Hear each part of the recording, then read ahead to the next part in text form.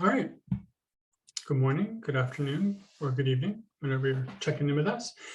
I am Jonathan Warner. I'm one of the 4 MLTI ambassadors working this year and next year to support tech integration of the MLTI program, and working before this as a tech integrator at Cape Elizabeth Middle School, coming to you from my house here in Portland. And I'm Kate Meyer. I'm also one of the MLTI ambassadors. And before I did this work, I was an English teacher and a design thinking teacher at Mount Desert Island High School in Bar Harbor. So we are in our second pair of sessions about news and media literacy. We're using the really fantastic framework from Common Sense Education, as you'll see, and wanted to start off with a reminder. If you'd like to take a look at last week's, it was about finding and using credible news sources. This week, today and tomorrow, we'll be looking at the 4 factors of fair use. I'll talk about what they are, why we want to teach them, and then Kate tomorrow will look at how and to whom.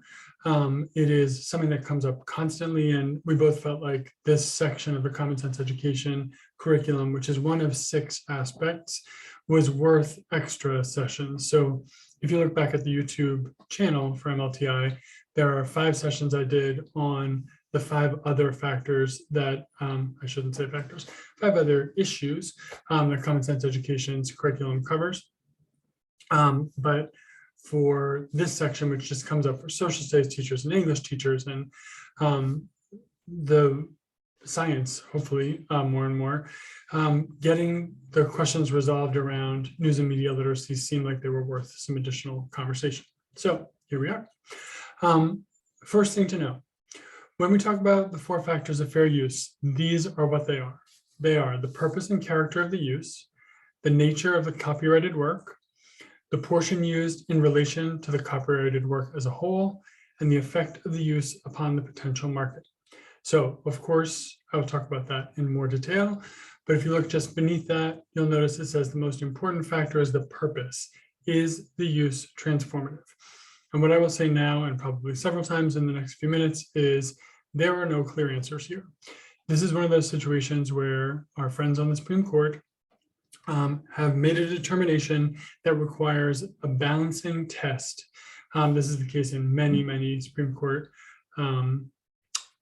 decisions where it isn't an answer like this is what you need to do, but instead consider this versus this. So we'll look at those in just a minute. But the area of inquiry here is when a student wants to use a piece of music or a piece of a video, or they want to copy and paste a quote from something they've read.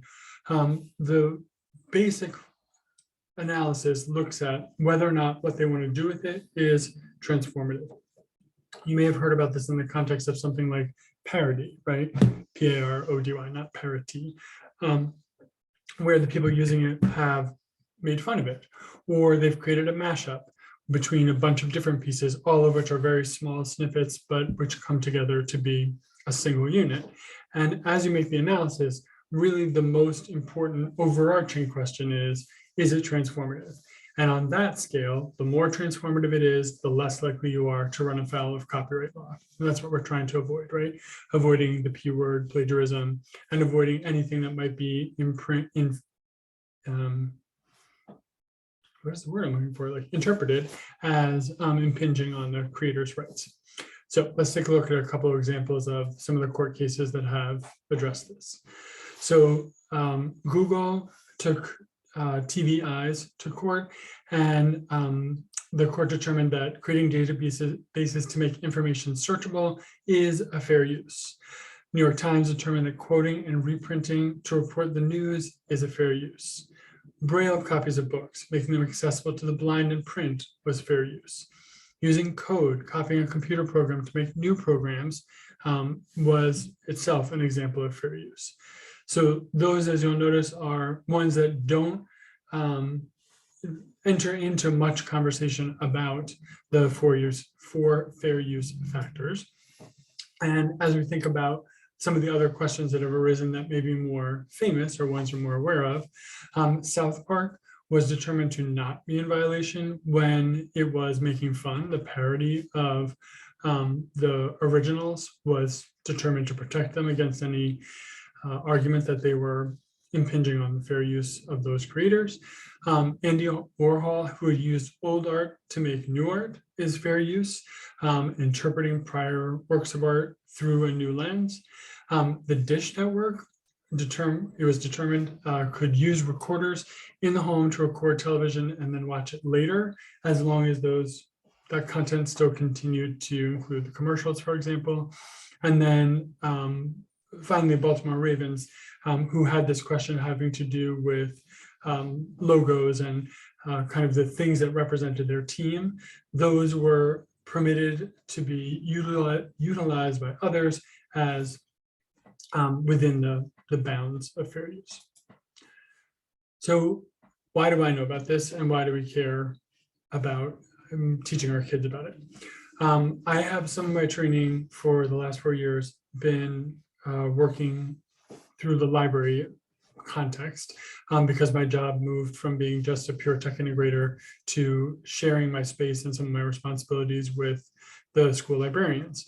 So as I did that, I tried to bring myself up to speed on some of the issues that arise, because there were times when I was teaching library class lessons. And I think that this discussion often ends up squarely in the laps of librarians in schools.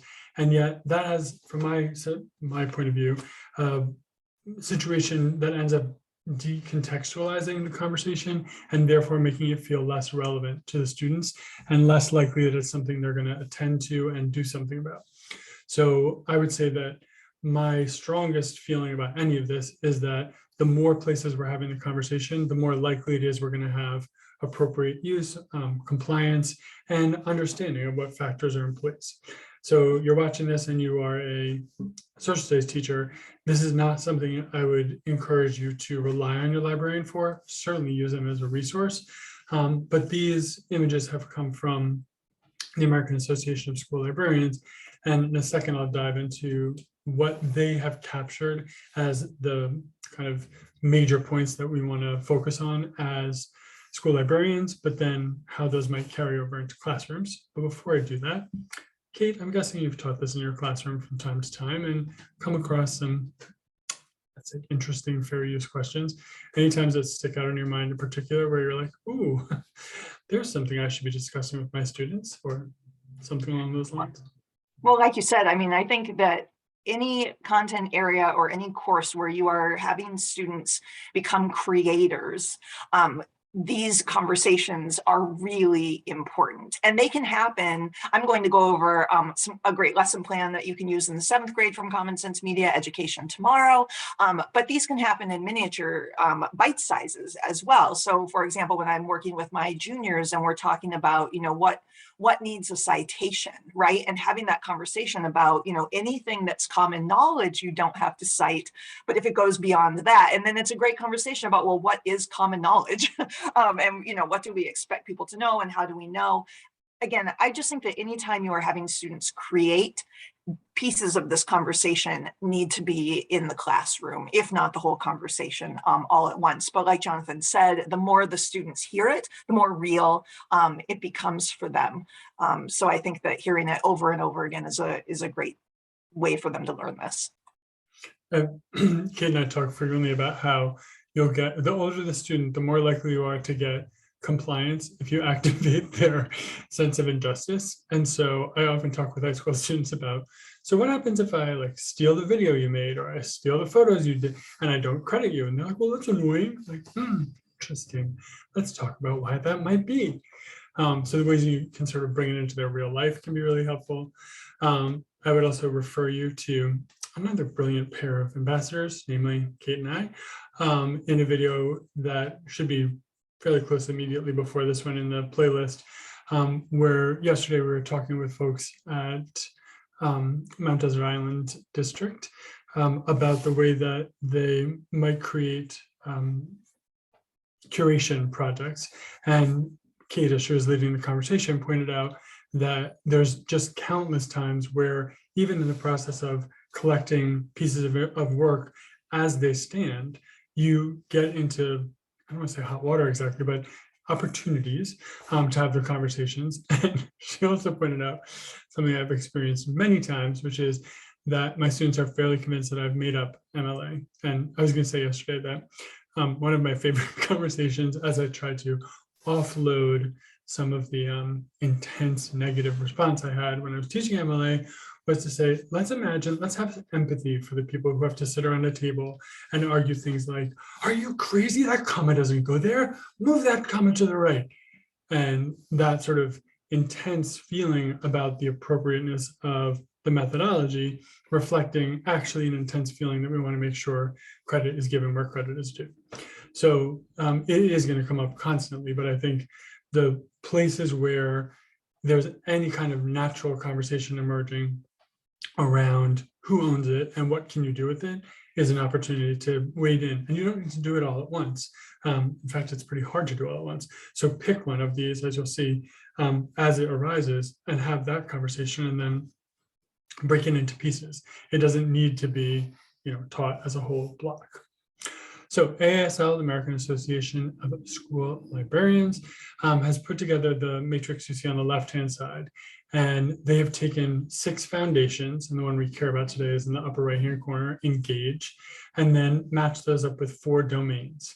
So what we're going to look at in just a second is how within the sphere of the foundation of engagement, meaning your students engaging with the outside world, engaging their thinking. Kate talked yesterday in the curation piece about sharing their discoveries, sharing their understanding. At that moment where it goes from an internal monologue to some kind of dialogue or presentation, you begin I'll say trigger, or sort of enter into the sphere of engagement. And then ASL takes us through the 4 domains: think, create, share, and grow, using that particular lens. So if you think about it this way, there are 24 places where these interact with one another, 6 on the outside and 4 on the inside. And we're going to look at the 4 that arise within engagement. So first of those is think. Learners maintaining a critical stance while exploring, using, and citing a wide range of resources. So we want them to think critically about this. We want them to, as they're collecting their resources, make determinations. Kate, would you mind saying a bit about the kid yesterday in the iSearch paper with his choices about what he would and wouldn't include? So Kate was sharing with us the project she does in an iSearch paper and how she has students be really explicit about their process. Yeah, so the iSearch paper is a strategy that I learned because I did it when I was in high school. So I brought it back, kind of revived it from the 90s. And it's a project that can end in a paper where the students are researching something that they're passionate about, or something that they're interested in, or something they want to know more about. But what they are actually going to write a paper about at the end is their research process. So it's in the first person, which is why it's called an iSearch paper, because they are writing about what they searched and how they searched for it. And I just create a graphic organizer to help them stay organized and to remind them that every day when we're working, they need to track what it is that they did so they can write about it later. And it's great to watch the students. I showed this example yesterday where you could see the student in the left-hand column as he was tracking his research say, oh, I thought I was going to use this source, but it was behind a paywall and I don't want to pay for that. So I found this other source. And then a few days later, as he was deeper into his project, he was like, I'm dumping this source actually, and I'm trading it out for this source because it's a better fit. So he was really doing some critical thinking around the sources that he was pulling and the story that those sources were telling around his essential question. So that it's just one way to watch kind of their research process. And then the paper is all about what that process was like. So they do spend some time writing about what they learned, but it's mostly writing about, what search terms did you use? What books did you use? What interviews did you conduct? And what did you learn from those? So that's a great way to talk to students about some of these issues that come up with fair use. I think I've also taught the iSearch paper and love it for the same reason. But the part that often struck me where this conversation overlapped with the project was that kids would actually get into meaningful, thoughtful, fairly passionate conversations about these issues based on whether or not it was stealing. And in the example Kate gave yesterday, the student went into, I guess it was a music teacher, and had a conversation about the music industry with a teacher in the school, and then went through, not at Kate's request, and transcribed the entire interview, right?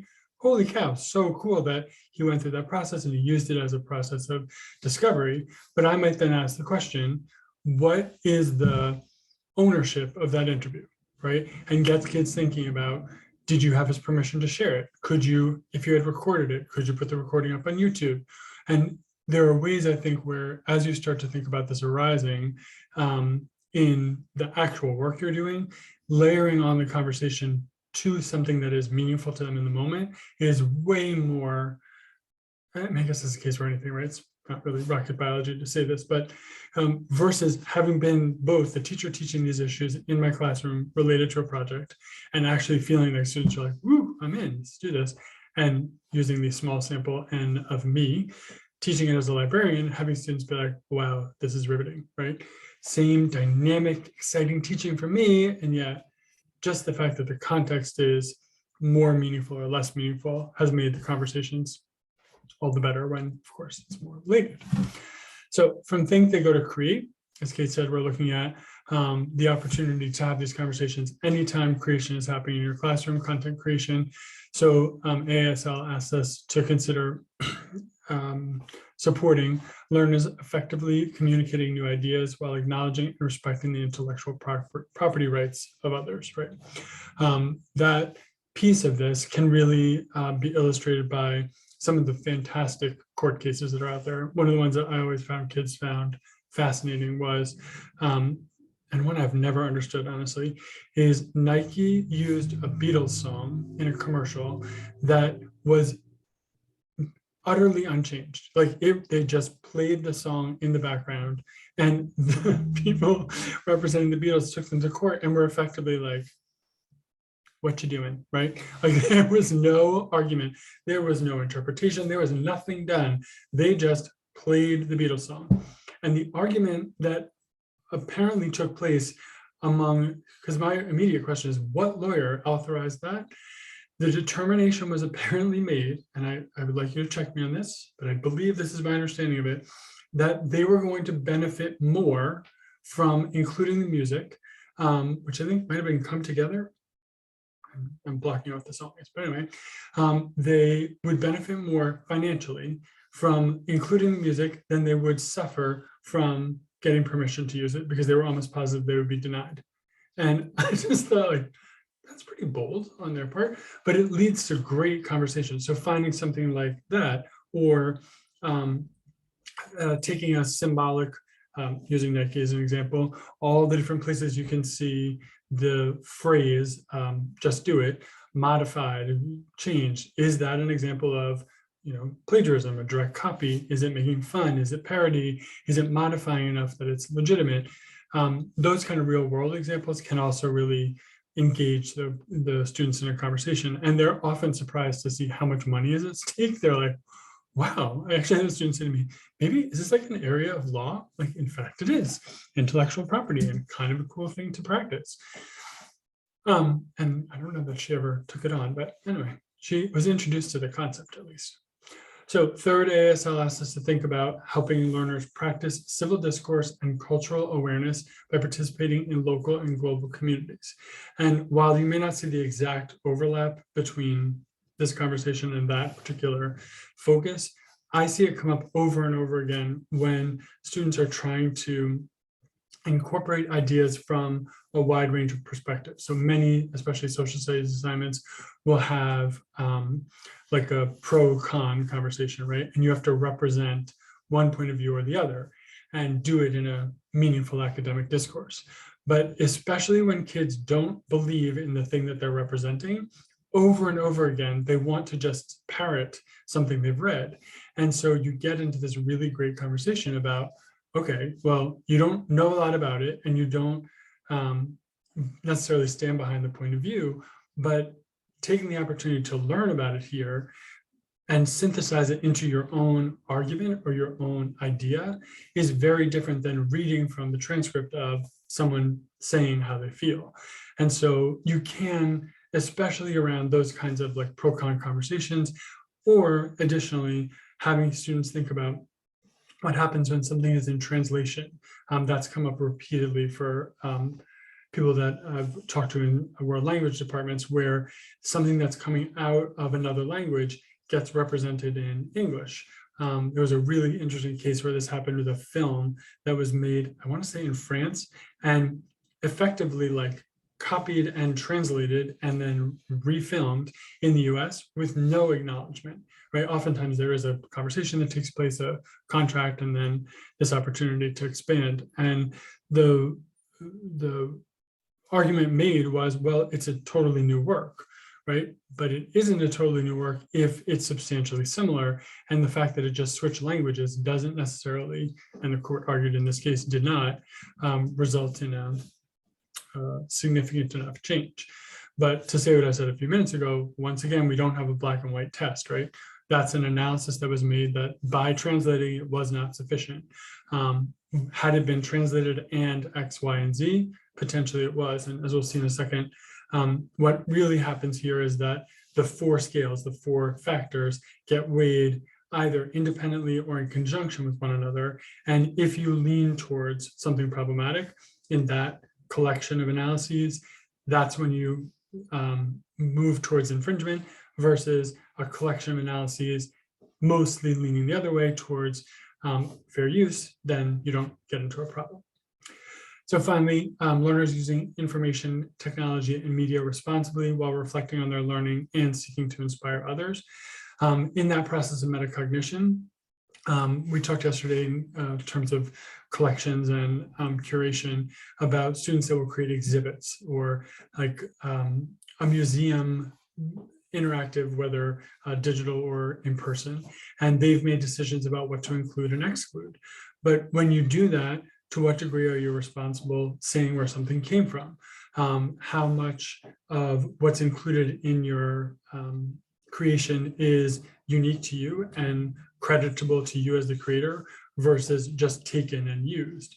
And the excuse, I guess I would say I hear all the time is, well, it's an educational purpose. And as you'll see in a second, educational purpose is one of the factors, but it can be outweighed when you hold the scales next to one another, meaning that that exhibit you make in your hallway, probably in good shape, like it probably makes sense to do it that way, but there are a number of ways where you can take precautions and sort of make, even if no actual, attorney is going to wander in and say, hey, that's my client's work there, I'm going to sue you. I have had students, for example, have music behind a YouTube video that they posted and have a cease and desist letter where they get told it has to come down. And they're like, I don't think anyone's going to watch this. Like, they're not. There's a bot out there checking. And where there's a violation, if you get a certain number of people looking at it, if you go viral or even not, you have a certain number of followers, that's going to trigger a decision, almost an automatic decision to call you out on it. So you think that your collection of videos that you put together for Ms. Meyer's class is fine, but if it includes uncredited material throughout, you may find pretty quickly that you're running afoul of these conversations or these analyses. So I have said to Kate yesterday, I have tried to explain this 19 different ways to Sunday. I've tried Venn diagrams, and that is clearly not the way to go here, because neither am I a mathematician nor apparently able to explain a Venn diagram in a way that is helpful enough for my students to understand. So I then landed on the scale analysis, which is offered by the Center for Teaching and Learning, that really helped me conceptualize it and then hopefully express it in a way that students found more clear, more like digestible, I'll say. So let's go back to the very first slide we looked at. There are four factors. Factor number one is purpose and character of use. So what is the purpose of your intent to use it as a creator, and what's the character of that? This scale will tilt to the left towards problematic, and in this, I should have labeled it this way, I apologize, lacking clarity. When the scale tips to the left, it's a problem, and when the scale tips to the right, it's less of a problem. So if it is commercially used or used repetitively, like on some kind of loop, you are much more likely to run afoul of the problem than when whatever you're doing is either nonprofit or educational, as I said, so versus commercial, or if it's transformative, if it's become something else like parody or a mashup. So this is the one you probably hear a lot about, this first of the 4 factors. But as I said, people are like, well, it's educational use, so it doesn't matter. That is not the case. Educational use is one factor. And if it outweighs all the others, great. And you'll just see in a minute, there are other things to hold up against it. But none of these serve to make the other ones go away. They just serve as one of the analyses. And one of the illustrations I've seen, and I've tried teaching, but with less success, you might take a look at is a square where there's 4 sides and 4 factors, and they ask you to sort of plot between those 4. Maybe it's just my challenges as a non-mathematician, but for whatever reason, I can't seem to describe it in a way that students are like, so I ended up in the middle of the square, what do I do now? Like, it's a great question. I'm not sure I have an answer for you. So here you have them thinking about, is it nonprofit, is it educational? Great, we're leaning towards being more appropriate or less problematic. And if it's transformative, you have a particularly good shot. Lots of case law out there that will say, you know what, that was transformative and you're not running afoul of copyright law. Second, the amount and the substantiality of the work used. So again, tipping to left, problematic if you use a larger portion, or here's a super clear legal term for you, the heart of the work. Did you use the heart of the work, right? I think people think law decisions are like, the answer is there. Unfortunately, that is only in Louisiana and in code law places like France. In the 49 states, in the Supreme Court, all these other places that have case law, all you end up with is tests, ways to make the determination. So the heart of the work test means, does whatever you took out of it represent the heart of the work, or is it in fact just an unsubstantial part? Weighing to the right-hand side, you're taking a smaller portion, and this also looks at how big the whole thing is. So you pretty much can't use anything in haiku. It's too small, right? A poem, really hard to find a small enough portion. War and Peace, for many reasons, not the least of which is that the copyright has expired. You can use much larger portions and not have a problem.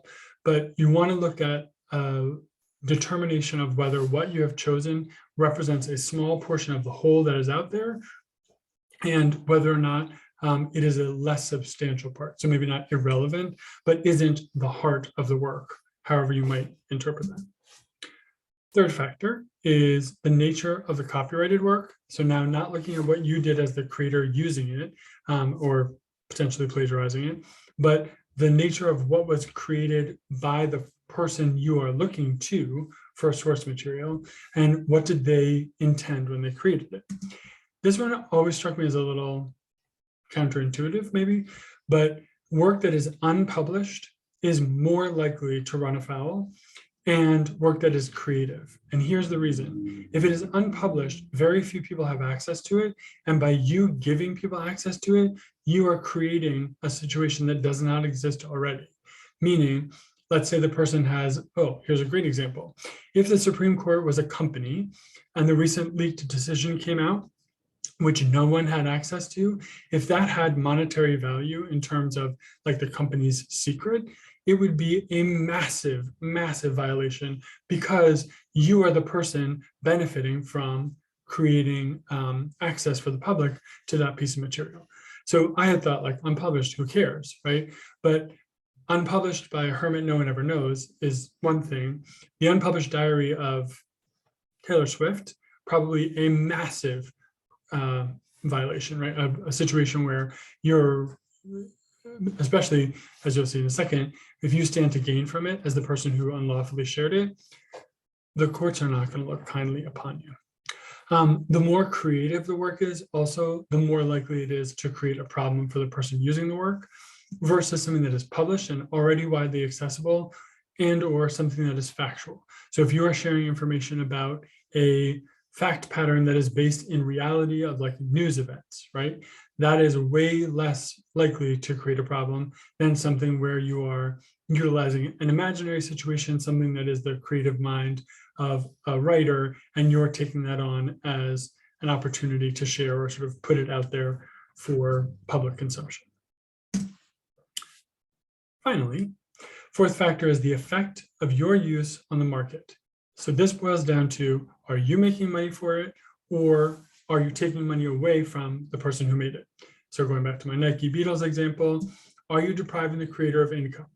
That music was at the time protected such that anytime it was used or heard, it was, and this is prior to sort of the reframing of all this that's happened with streaming music services. But at that time, you had to own the album or hear it on the radio, and they had purchased rights for you to be able to hear the song. And as a result, the Beatles or the Beatles estate was making money every time the song was heard. In this instance, Nike jumped over that. They gave people access to the music and they made money off of it. And the court was like, this is a no-brainer, right? Clearly, it is a problem that you have deprived this creator of income. And when you had the opportunity to request permission and to pay them for the use, as is so often the case, you just decided not to do it. And that resulted in a much more black and white situation, a situation where the scales were not difficult to analyze. And then, of course, on the other side, if your decision, if your choice to utilize something or incorporate it into your work does not impact the creator's income based on their original creation or any income they would make, then you're in much better shape. You're much less likely to have a problem. So here's where the Venn diagram comes in, and I'll just briefly explain.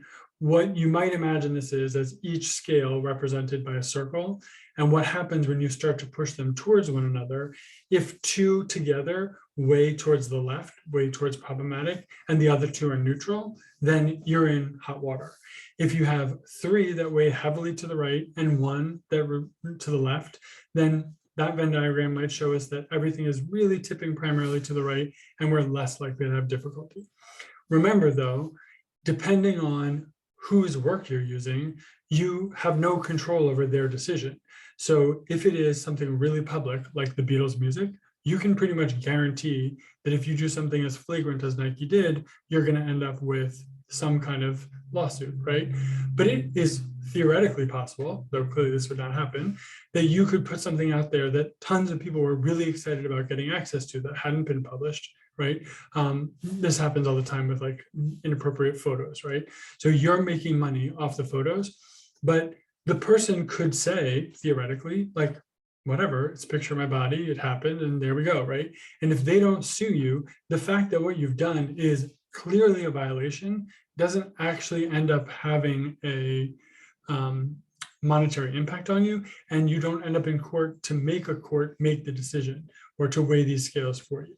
So what I say to students is, you might get away with it, and can you live with yourself? Yeah, they probably can. But the situation that arises when they become sort of personally invested in it, when either they're told something they're including is a problem, like the YouTube example that I gave where a student was told to cease and desist, or where they're the ones who feel their work is being taken. That's where I found the most sort of traction in getting them to engage in the conversation. And as I said at the beginning, I hope you'll take any opportunities that you can to have that conversation with them and talk about how, well, let's have a conversation about it. Let's look at these four factors and where do we think we land? Because in that conversation about the scales or about these continuums, you're going to get to great content and great sort of fodder for discussions around the ability to escape or run afoul of the copyright law. So that is my thoughts on factors of fair use and where it might come up, why we might want to teach it. I will say also that there are great resources available through the websites that I have cited in my slides earlier on. You'll see the link to these slides in the video, and they provide additional graphics, additional resources that may help you or your students understand this better. And I would encourage you, I've pulled out the ones that I thought would be particularly illustrative, but by no means are they the whole representation of what's out there. If, for example, you search four factors scales, you'll see dozens of images that might be more effective for you than the ones I've chosen. And similarly, you can get different representations than scales. So one of the ones I see frequently is like a green to red arrow. And if that makes more sense to you, it'll have each of the 4 factors as a 2-ended arrow, and they'll have the factors that result in less likely to be a problem on the green side and more likely on the red side. So for those of you who are visual learners, or for whom this concept of the scales was not the most effective, just wanted to let you know that there are a bunch of other options out there. So we will pause here. We'll come back to you tomorrow with an examination of Common Sense Education's curriculum. Anything I missed, Kate, that you want to weigh in on? Weigh in on. Oh, Werner. Good one.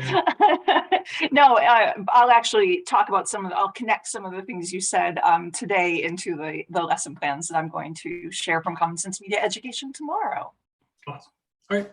Thanks, everyone. Have a great afternoon or morning or evening, and we'll see you soon.